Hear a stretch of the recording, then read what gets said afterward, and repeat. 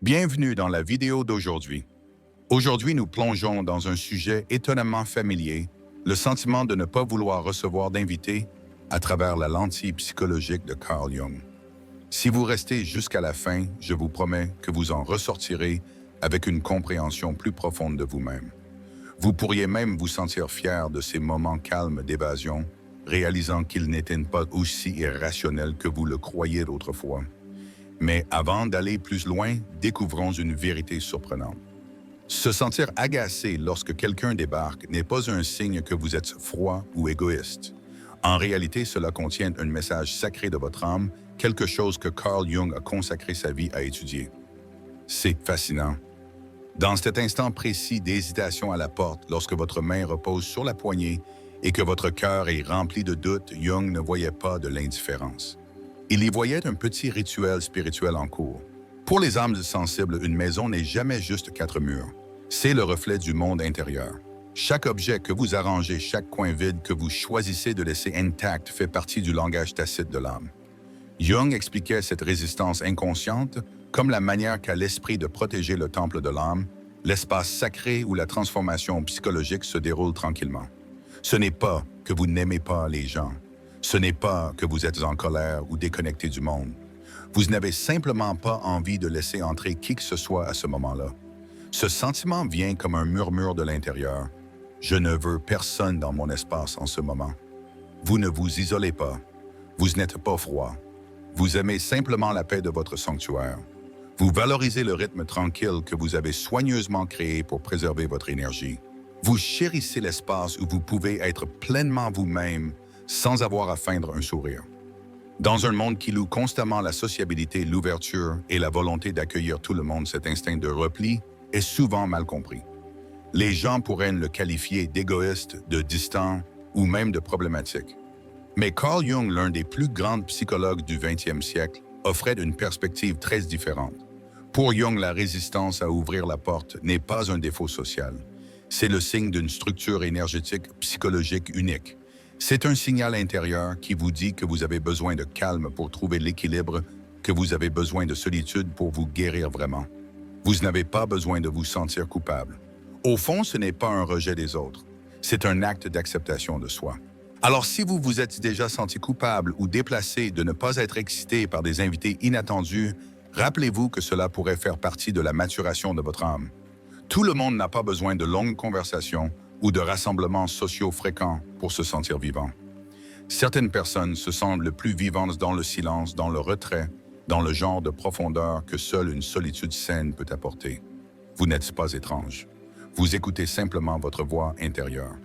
Et selon Carl Jung, ce n'est pas seulement acceptable, c'est quelque chose qui doit être honoré et embrassé.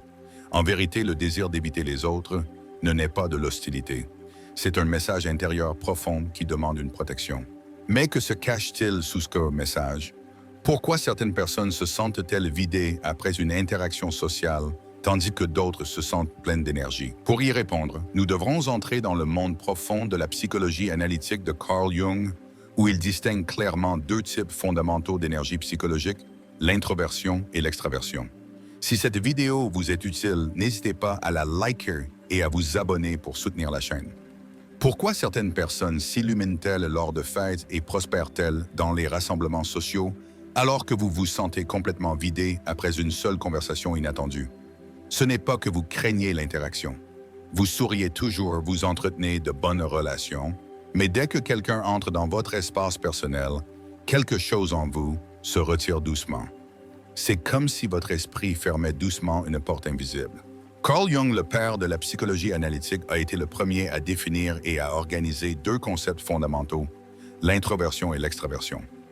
Mais il ne parlait pas simplement de traits de personnalité comme la timidité ou la sociabilité. Ce qui intéressait vraiment Jung, c'était le flux d'énergie psychique. Se dirige-t-il vers l'intérieur ou rayonne-t-il vers l'extérieur dans le monde? Les extravertis dirigent leur énergie vers l'extérieur. Ils se sentent vivants à travers l'interaction, la participation et l'immersion dans le monde. Les rencontres sociales les dynamisent. Ils se rechargent par la connexion. Les introvertis, en revanche, sont l'opposé. Leur énergie coule vers l'intérieur. La solitude, la réflexion et les moments calmes sont ce qui les restaure. Ce n'est pas qu'ils évitent le monde. Ils ont simplement besoin d'espace personnel pour garder leur esprit en paix. Une conversation intérieure profonde pourrait se dérouler en eux. Et quelque chose d'aussi simple qu'une sonnette de porte inattendue ou un visiteur occasionnel peut perturber ce subtil rythme énergétique. Et voici ce qui est important. Ce n'est pas de l'arrogance ou de la froideur. C'est un besoin psychologique naturel. Jung l'appelait la structure énergétique de l'âme, quelque chose que nous ne choisissons pas, mais qui fait partie de notre être depuis le début. Pour un introverti, une maison n'est jamais juste un lieu de vie. C'est un cocon pour l'âme, un centre de guérison, un sanctuaire, où le psychisme se réorganise après un contact avec le monde extérieur. Toute intrusion, même bien intentionnée, peut facilement épuiser leur énergie et les éloigner de leur centre. Carl Jung a dit un jour, « L'introversion n'est pas un choix conscient, mais une disposition de l'âme. » Alors si vous vous sentez fatigué de trop d'interactions sociales, si vous avez besoin de calme pour vous sentir de nouveau entier, sachez ceci, vous ne faites rien de mal. Vous êtes simplement honnête avec vous-même. Comprendre comment l'énergie psychologique circule est la première étape pour reconnaître pourquoi certaines personnes aspirent si profondément au silence. Mais il y a un autre élément symbolique puissant que nous devons explorer, quelque chose d'aussi sacré, la maison. La maison est un symbole de l'âme. Dans les couches plus profondes de la psychologie jungienne, une maison n'est pas seulement un abri physique. C'est un miroir du monde intérieur. C'est là que nous revenons pour nous reconnecter avec nous-mêmes. Un espace qui abrite, guérit et nourrit les parties les plus profondes de notre vie émotionnelle. Faisons un pas dans ce monde symbolique pour comprendre pourquoi cet espace est si important pour nous. Lorsque vous entrez chez vous, vous ne laissez pas seulement le monde extérieur derrière vous. Vous revenez à votre centre intérieur, la partie la plus cachée de votre être. Dans le cadre symbolique de Jung, chaque pièce, chaque porte, chaque niveau d'une maison représente une partie de la structure de l'âme. Chacune porte une signification profonde. La chambre est un abri pour l'intimité et les rêves. C'est le royaume doux de l'inconscient.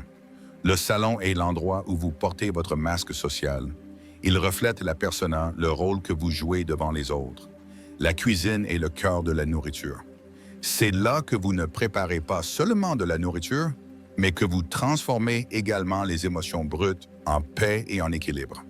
Grâce à la répétition de rituels quotidiens, vous convertissez lentement le chaos en ordre, la faim en soin et l'émotion en vie significative. Le sous-sol contient ce qui est enterré et caché. Il symbolise l'ombre, les parties inconscientes de votre psyché que vous ne voulez peut-être pas affronter. Le grenier se trouve au niveau le plus élevé de la maison, tout comme les niveaux de conscience supérieurs dans la psyché. Dans le symbolisme jungien, cet espace représente le point de choix et la véritable essence vers laquelle vous vous dirigez dans votre voyage d'individuation. C'est là que vivent l'intuition, les idéaux et les profondes intuitions, au-delà des rôles que vous jouez chaque jour.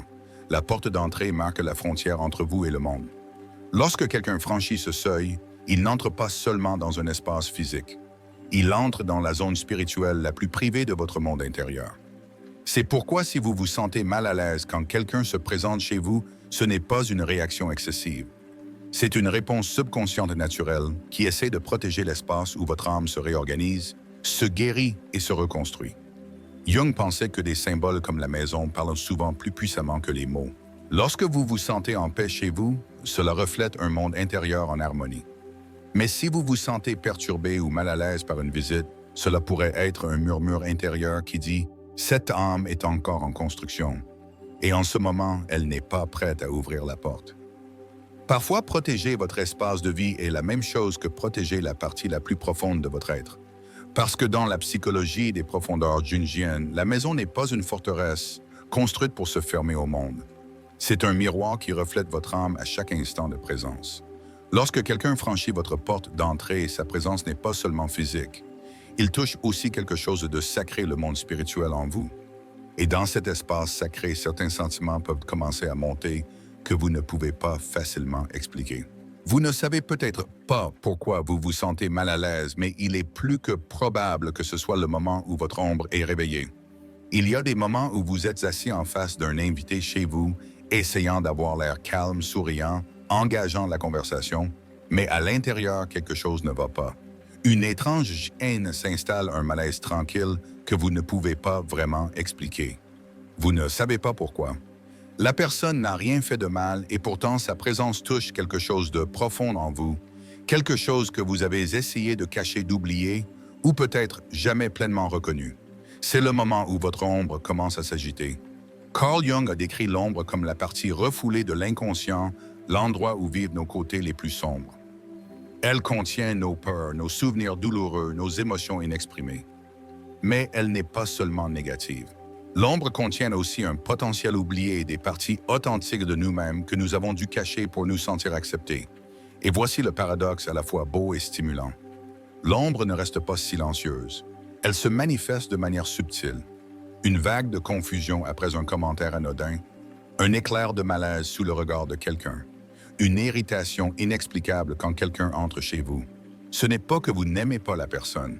C'est ce que sa présence a involontairement déclenché une blessure cachée, quelque chose que vous n'avez pas encore eu la force d'affronter. Jung a écrit un jour, « Ce que vous ne portez pas à la conscience vous apparaîtra dans la vie comme le destin. » Une visite apparemment inoffensive peut devenir un champ de bataille interne où l'ombre est réveillée, où elle réagit et résiste, et vous, sans vous en rendre compte, avez l'impression que quelque chose de sacré en vous a été violé. Mais l'ombre n'est pas quelque chose à craindre ou à éliminer.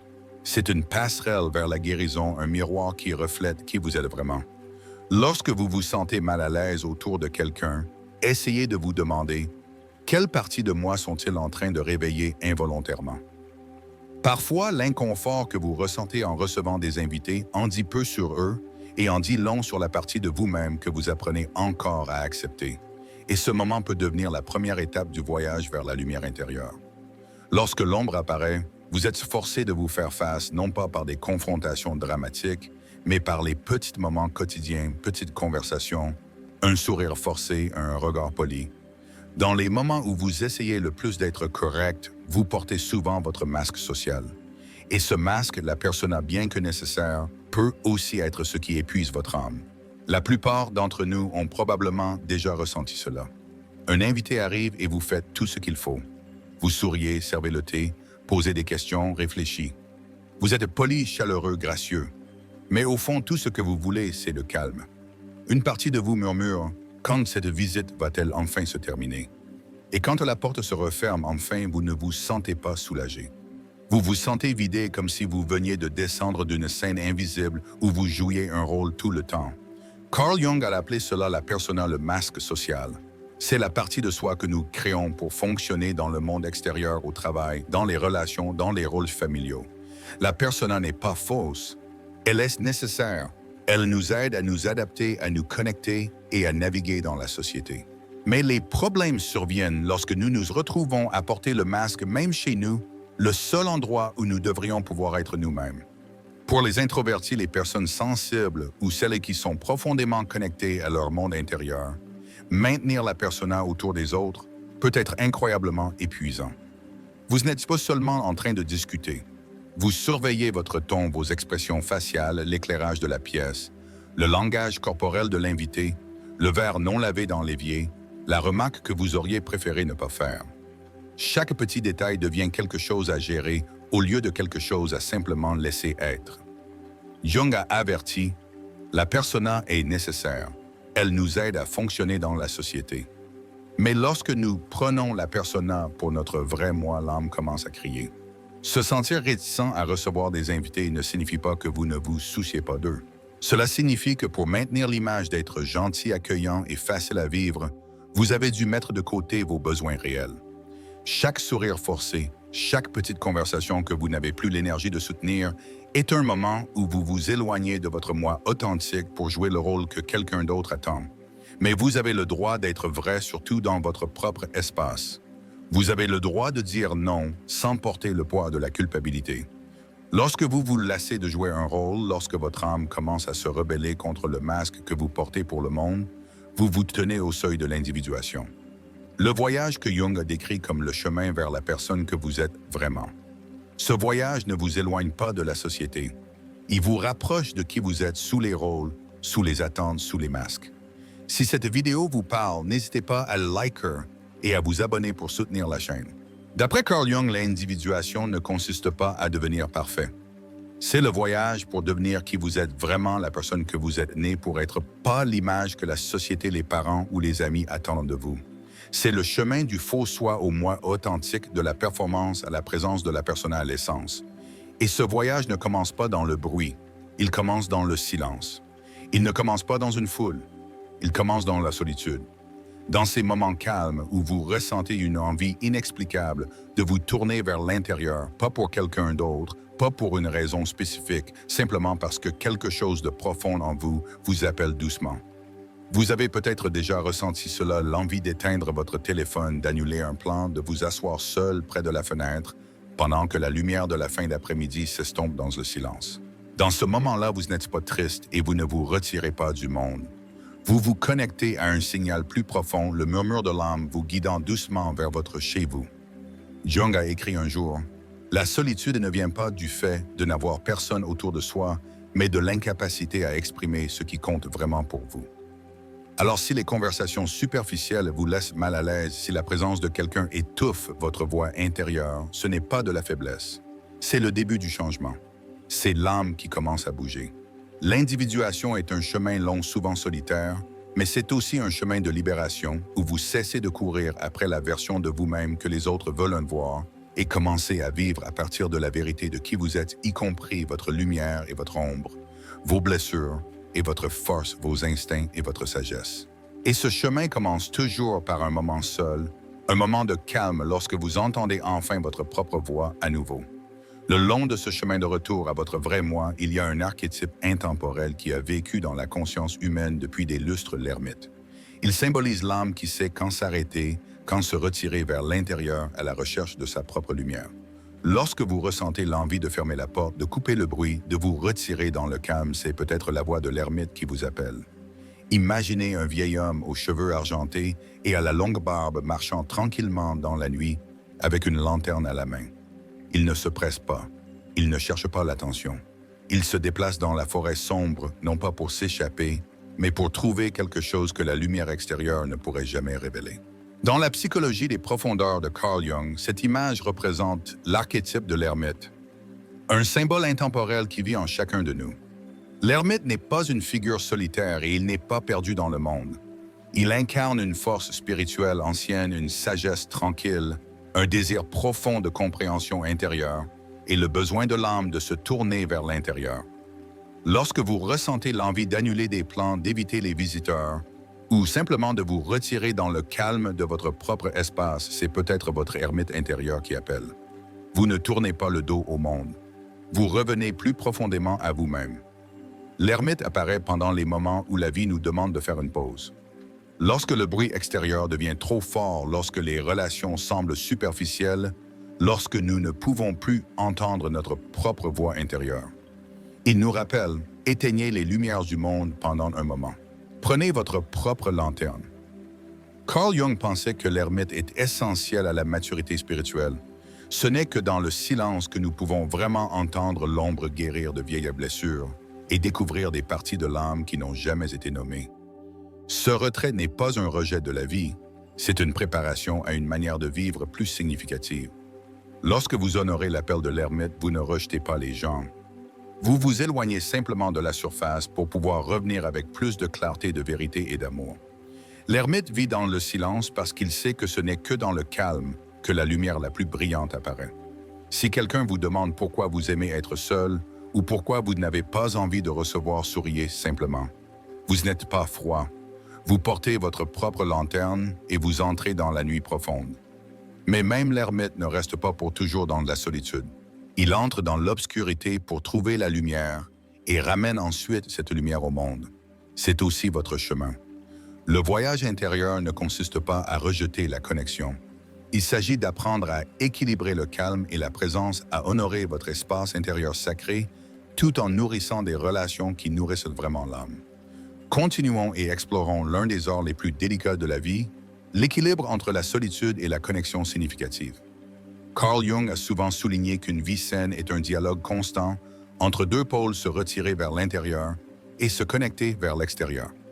L'ermite peut s'enfoncer profondément dans la forêt, mais il n'y reste pas pour toujours. Il va écouter guérir, trouver sa direction, puis il revient en portant la lumière qu'il a allumée au cœur de sa propre obscurité. Nous sommes pareils. Il y a des saisons dans la vie qui exigent du calme. Lorsque l'esprit est épuisé, le cœur submergé et l'énergie épuisée. En ces temps, la solitude n'est pas l'isolement. Elle devient un médicament pour l'âme. Mais Jung nous a aussi rappelé que nous ne sommes pas nés pour vivre éternellement à l'intérieur d'une coquille. La solitude ne devient une guérison que lorsque nous l'utilisons comme un tremplin pour nous reconnecter à la vérité et à l'intention. C'est pourquoi la vraie leçon n'est pas de choisir entre l'isolement et l'immersion. Il s'agit d'apprendre à équilibrer les deux. Vous pouvez créer de petits rituels pour protéger votre calme. Une matinée sans réseaux sociaux, une promenade lente seule l'après-midi, un coin calme de votre maison qui n'appartient qu'à vous. Ce sont les pauses sacrées qui empêchent votre âme d'être emportée par le bruit constant du monde. Et lorsque vous êtes prêt, vous pouvez choisir la connexion non par politesse ou par pression, mais parce qu'elle est en harmonie. Ceux qui respectent de votre espace, qui comprennent vos silences, sont ceux qui sont dignes de votre présence lorsque votre cœur est de nouveau ouvert. Vous n'avez pas besoin de vous expliquer. Vous n'avez pas besoin de vous excuser de vouloir être seul. Comme Jung l'a dit un jour, l'individuation signifie être fidèle à soi-même, même lorsque le monde exige le contraire. Lorsque vous vivez en rythme avec vous-même, lorsque la solitude et la connexion se soutiennent mutuellement, au lieu de se faire concurrence, vous cessez de vivre pour plaire aux autres. Vous commencez à vivre pour prendre soin de votre âme avec gentillesse et compréhension de soi. Et c'est la plus profonde des libertés. Si cette vidéo vous a été utile, n'oubliez pas de liker et de vous abonner pour ne pas manquer les prochaines vidéos. Et n'hésitez pas à partager vos réflexions dans les commentaires ci-dessous.